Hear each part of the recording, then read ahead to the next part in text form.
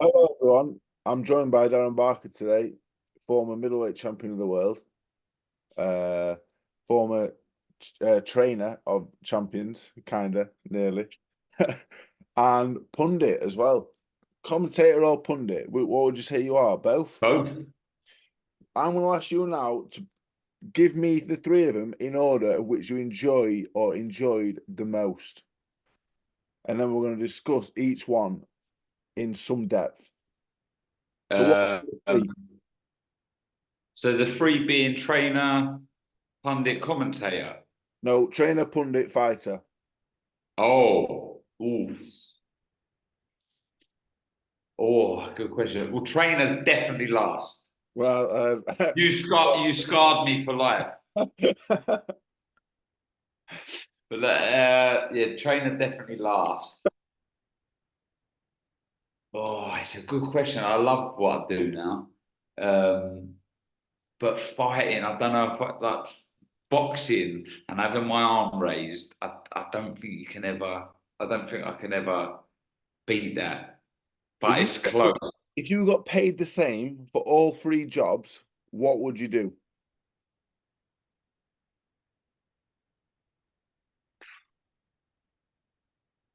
I'd have to box, mate, because at the end of the day, boxing is my passion. I've done it was my life since a little kid, and nothing fulfilled my competitive nature than winning a boxing match. And I've got to remember, look, becoming a pundit and a commentator is all because I was successful as a boxer. Really, if I wasn't a successful boxer, then the the job that I have now wouldn't be realistic. I wouldn't be in this position. But boxing was everything to me. But it was love hate boxing, and I think every fighter Yeah.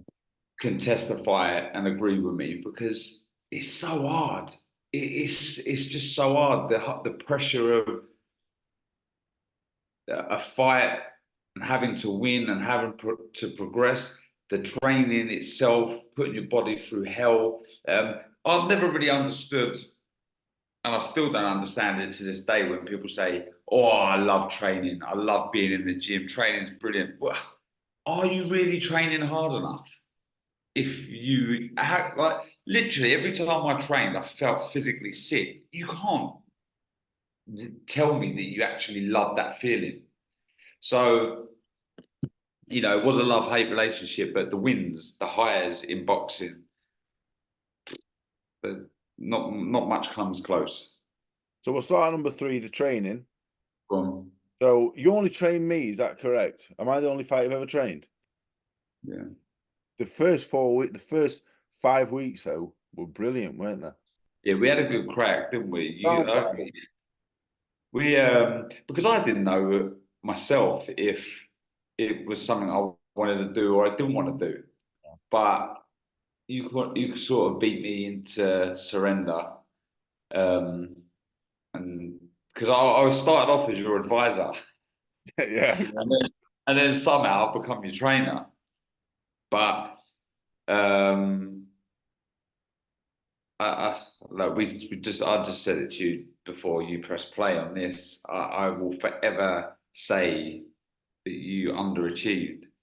And if there would have been a time in the last few years that you all of a sudden got in the ring and it all just clicked and you looked $1 million, I wouldn't have been surprised. Um, you can't do what you were doing in the gym and not be a good fighter. But um, I've got to admit, I found it frustrating. I found it frustrating, not so much from my part because I wanted you to succeed so much, and when it didn't happen, I just thought, nah, I can't. Do you I'm not. think do you think if you say you train like a consummate professional who like did what he did in the gym in the ring, do you think you could have seen yourself with a better first experience doing more training? Look, I joke and I say you put me off for life. You didn't. I just realised it's not for me. And to be honest, you you'd be surprised, but me and you are quite similar in a lot of ways, and especially with the relationship that we have with boxing. And I sensed that with you a lot. And I understood how you were feeling a lot of the time, and you probably didn't know that because I felt like that an awful lot. And Tony Sims had to deal with me the same way I had to deal with you. So I think I enjoyed working with someone who had similarities to me because I knew how to deal with it. But my my body, it was hard work doing body. I could never do body shots with you, could I, on the pads because my elbows hurt so much, my shoulders, and for me, pad work's a big part of being a coach. I used to enjoy doing pads. I used to like when I was doing the training with you, almost mirror how I envision the fight going to play out in the ring on the pads. So for my body to be in agony every time we did pads, it weren't enjoyable. It wasn't for me, and I like to think I read a fight quite well. I can come up with game plans in this, but I don't know if I've got the mentality to be a coach, and I have no desire to do it anymore. And it's not because of you, mate. It was a trial that I'm glad. I have no regrets because, like you said, we had a brilliant time. That few weeks in Chamonix was, you know, that would live with me. That would live with me forever. It was so good, and I think it was the perfect balance for a training camp. We worked really hard. You was fit as a fiddle, but we had fun because otherwise, if you don't have that fun element, you will end up despising boxing because of the nature of the sport. It's so hard. It's so tough, and if you can't have enjoyment or can't find enjoyment somewhere in that discipline, you're gonna begin to hate it. So yeah, it was brilliant time, but an experiment that I'm glad I've done, but I won't be revisiting it ever again. The last question on the training thing. What is the difference for people that have never boxed and coached or neither? You know, that minute in between the rounds, what's the feeling? What's the difference in feeling between having that minute as a fighter and as a coach? Because I find it nerve-wracking as a coach. You know, that minute, you got a minute to go in there and speak to your fighter, tell them, make any kind of changes. You So know what? what? Funny enough, when I look back at um, some of the rounds, some of the minutes that I had with you in the David Price fight, and I think I was awful. I was really awful, and I felt like it would be. You know, I don't think I'm the best at articulating when I'm commentating and when I'm a pundit. I don't think I'm like I speak the way I speak, and I never felt I got what I wanted to say to you that well. And I think that shows that even though I box at a really high level, it's not saying that I couldn't have been a good coach, but you definitely need experience.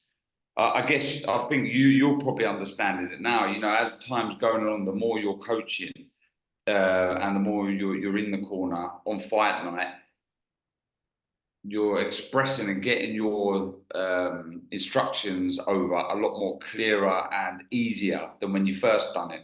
And I think for me, it was a little bit when I first started boxing. You're in a fight and you're like a deer in the headlights. You don't know what's going on. It's just 100 miles per hour. And that's how I felt when I was in the corner with you for David Price. Even though I've lived and breathed this sport since I was a young kid, it was alien to me. And I didn't know really, you know, I was struggling to get what I wanted to say across, and it was just, um, it was a real shock to the system, if I'm honest. Um, and moving forward, I've got so much. Well, from that point onwards, I developed even more respect for coaches like yourself, Tony Sims, and all the other top coaches out there. Because it takes a special person to be a boxing coach, not just with what you've got to come up with in the gym and game plans and all this, but the way you've got to deal with each individual. You know, I was only dealing with you, someone that I know well, and someone who was quite similar to myself. But these coaches that have numerous people in the gym and they've got, honestly, yeah, I've got a lot of respect for coaches. Yeah. So moving on to number 2, punditry. My favorite thing about your commentary, you know, when someone has a good shot, yeah, and you just go, "Hey!" I quite enjoy it. I quite enjoy that. How do you find the commentary, the punditry? Do you enjoy doing it? I know you do. And how do you feel? Like when you don't get the scorecards, but when you used to get the scorecards, you get a lot of shit for it. I think it's a very, very difficult job to please everybody. So how do you find Yeah. that? I love it. I absolutely love it, and it was to fallen into this role. I feel very fortunate because there's lots of fighters that don't get the opportunity, and I've managed to get the opportunity. And I'll be honest, I was used to this when I first started, but I was given the chance to, improve. Like I said in the previous question, gain experience working in front of camera and behind the mic, and I'd love to think I'm, starting to get half decent at it. But I love it. I absolutely love it. All of those moans and groans and that excitement is never put on. It's never, you know, if ever I watch boxing at home, I do the same thing. I commentate at home, whether I'm sat there watching it with my wife or my dad, I'm just commentating. And whenever a big shot lands, I go, oh, I lose my stuff, I lose my shit when I'm commentating. I just can't help it. I know some people enjoy it, some people don't like it, but I can't help it. It's nothing. It just becomes natural to me. But I love that. I love the game of chess about boxing. When I was an amateur boxer, I like to think I was very technical, and I used to always like thinking two or three plays ahead when I was boxing, and that's similar to when I'm commentating. I try and look at patterns and I don't know scenarios that could work, strengths and weaknesses for fighters, and yeah, going back to your question about the scorecards, it's a difficult thing. Because even though I'm there and I'm watching the fight, I'm ringside. I'm kind of looking at it from, like I say, strengths and weaknesses, what he should and shouldn't be doing, and what the opponent can be doing to nullify and open up further openings or have success by doing certain things. And because I'm so engrossed in that technical side of things, you kind of, and it sounds nuts. You kind of sometimes in close rounds don't really know who on earth's won the fight because I'm looking at it from a technical point of view. So I try and stay away from the scoring. As for stick with the scoring, I couldn't really care anymore what anyone says. Look, nobody's perfect in life. You've got to be true to yourself, and if you believe that Joe Bloggs is winning a fight, then say it. And if someone don't like it, then so be it. Lots of fighters have big followings, whether it's your country behind you. We've seen it with some of the Mexican fighters. They're very passionate about their fighters, and if a close fight goes against him and he scored it against them, they won't be happy. But you can't please everyone. So moving on to the last question about the boxing, I wanted to find some different questions to what you normally be asked, because normally it'd be about Gil, and by that body shot and all other things. I wanted to ask firstly about the Commonwealth Games. You are a Commonwealth Games gold medalist, Darren, which I think is very impressive. I Yeah. would love to have been Commonwealth Games gold medalist. I had a Commonwealth Games gold medalist on yesterday, Simon Valili.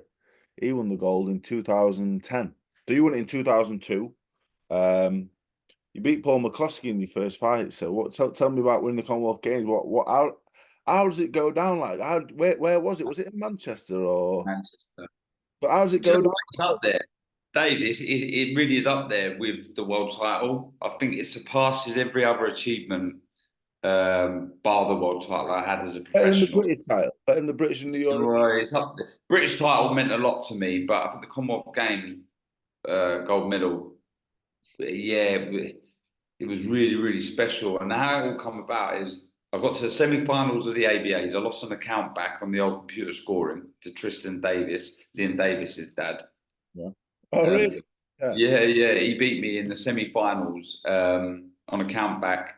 And off the back of that, with Tony Burns' influence through Repton, with the England setup. I got a call up to fight for England, my first England vest. Anyone knows you fight for England, you get a vest. And I got my first England call up to go to a multi-nations in Hungary. I had 3 fights, 3 wins, and I won the gold. So off the back of that, it was out of me and Lenny Dawes, who'd won the ABAs, to get selected for the England team, the Commonwealth Games. And I got picked again, but I think it was down to Tony Burns and his influence. What weight? Are you down at 10 stone then as amateur? Is it 10 stone? Right welterweight. Yeah. Right welter. And I got picked.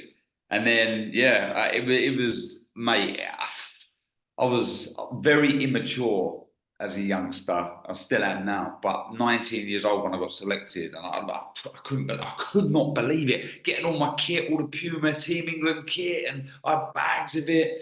I remember, you know, like there was stars, David Haye, Danny Appy, and all of these top fighters who got selected, and then got the draw. And it was Paul McCluskey. Just before then, I'll never forget. There was a press day that we had 2 days before the Commonwealth Games first fight started, and we was in a little room, a sports hall in the Manchester University where the Commonwealth Village was, and we was all on those old PE. You remember the old PE benches?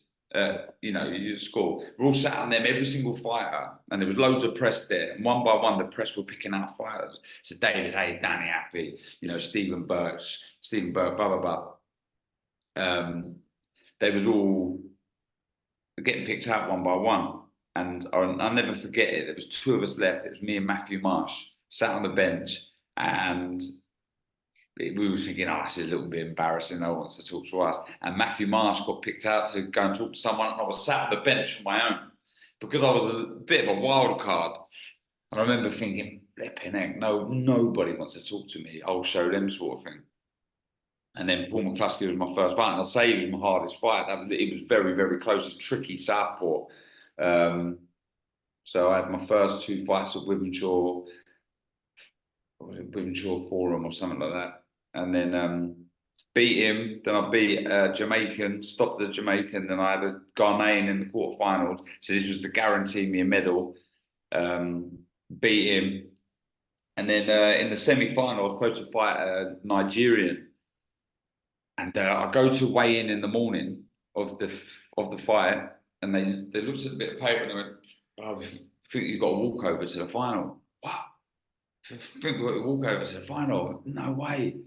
Anyway, about an hour later, it was confirmed. The Nigerian had been playing football in the Commonwealth Village and broke his leg.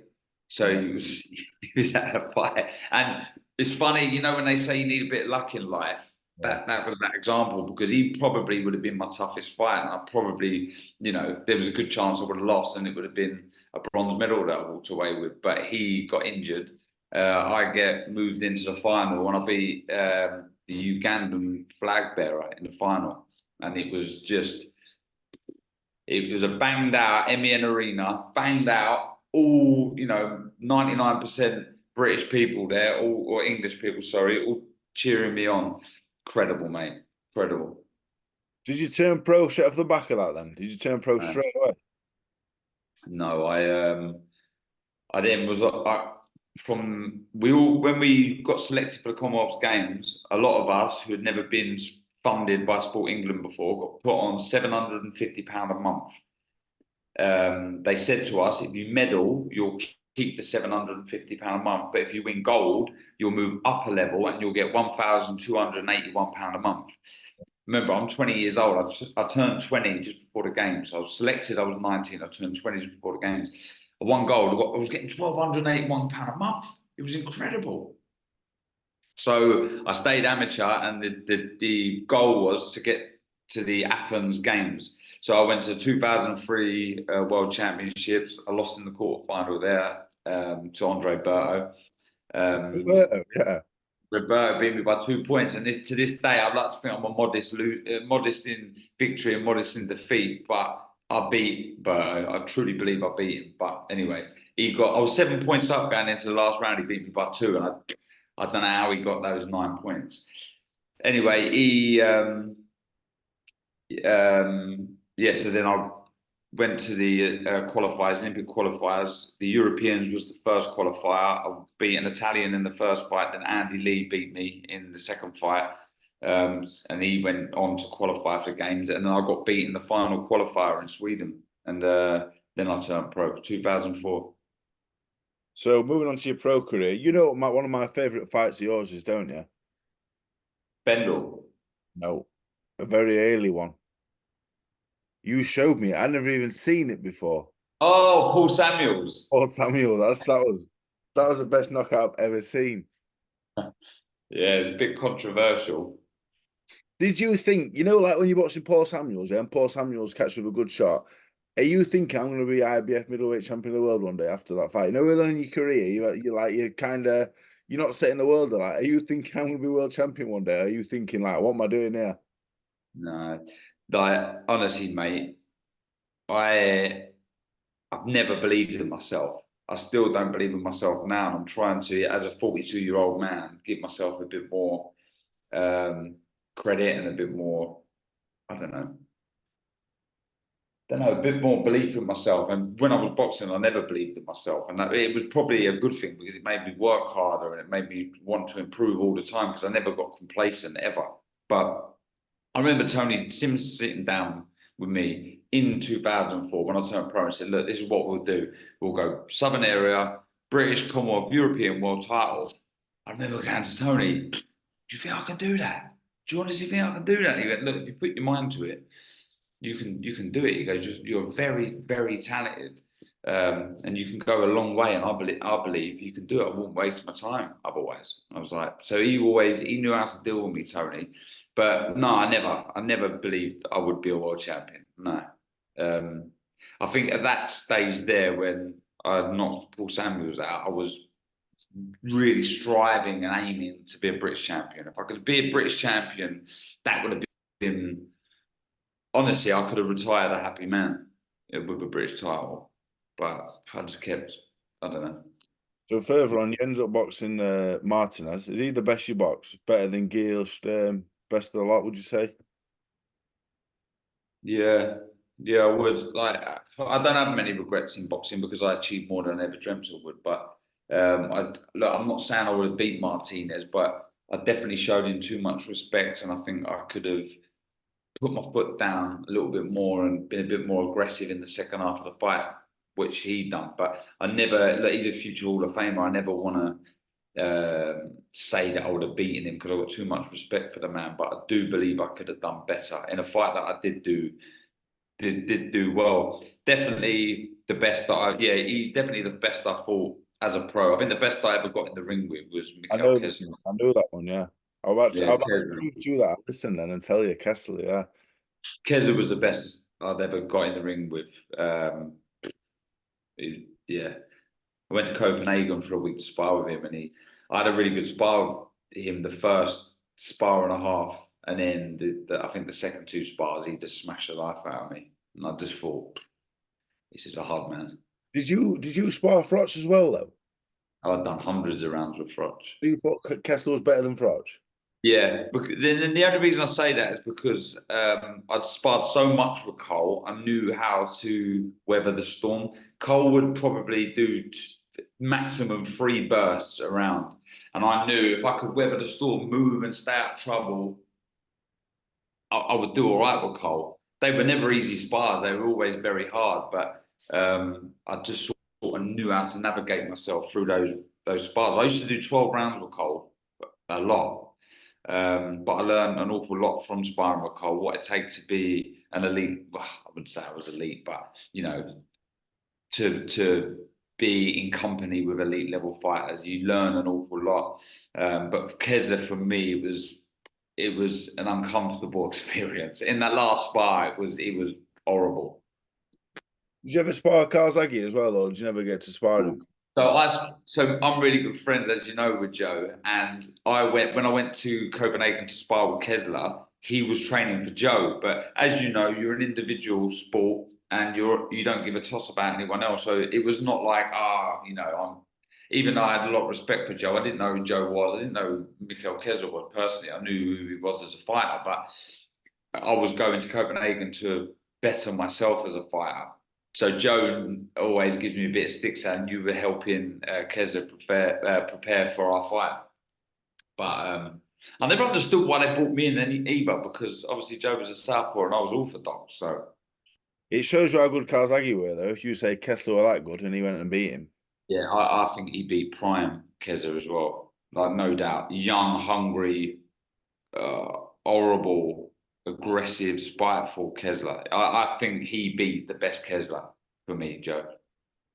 Right, Darren, that is it for today. I really appreciate your time. I really enjoyed that, actually. Did you really? I actually I did, get yeah. a little bit bored of hearing my own voice sometimes, which is ironic because that is my job now. I felt like I was back at what was that place called on the corner near the at Paddington? Do you remember that place we used to eat Oh, at? the little restaurant. Felt like I was back in there, yeah. Felt like it was 2019. Well, I'll leave you with this, Dave.